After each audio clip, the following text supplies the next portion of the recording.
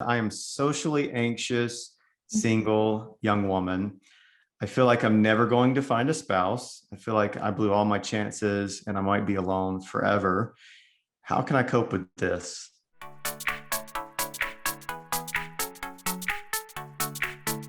So the first thing that comes to mind is I don't want for you to cope with Mm-hmm.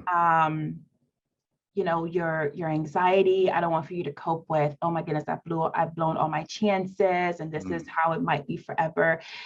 There's nothing good to cope with that. Like there's no amount of like great advice to cope with that because it's a place of defeat. Like that's just what I hear. Right. Like this is it for me. Can you just please help me cope with where I'm at? And so what I want to say instead is taking a look at, because you mentioned anxiety. So taking a look first at your anxiety and what is that all about, right? And also I would say, what has happened in your life that is making you feel like you've blown all your chances? Yeah. And also because we're talking about pre-existing vulnerabilities, what are some we all have them, pre-existing vulnerabilities that are online for you and that are operating that maybe you're not aware of, that's maybe impacting what's happening in your life. Let's take care of those things. Let's take care of your identity, how you're seeing yourself, because that's a way of, quote, coping, because you're actively doing something regarding your anxiety, how you view yourself, the vulnerabilities that are there for you, maybe some emotional vulnerabilities that are there for you, and doing some work around that.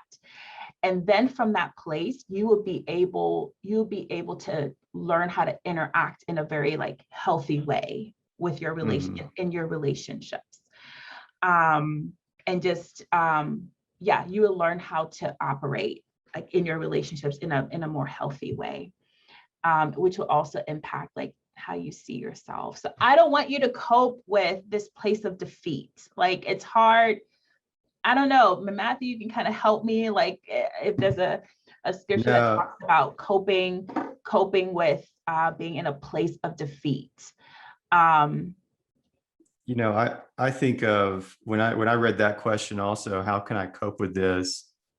God's not done writing your story. Mm-hmm. If you have breath in your lungs, he's not done with you. And that's a truth that we can cling on to, God's not done. Yeah. Yeah.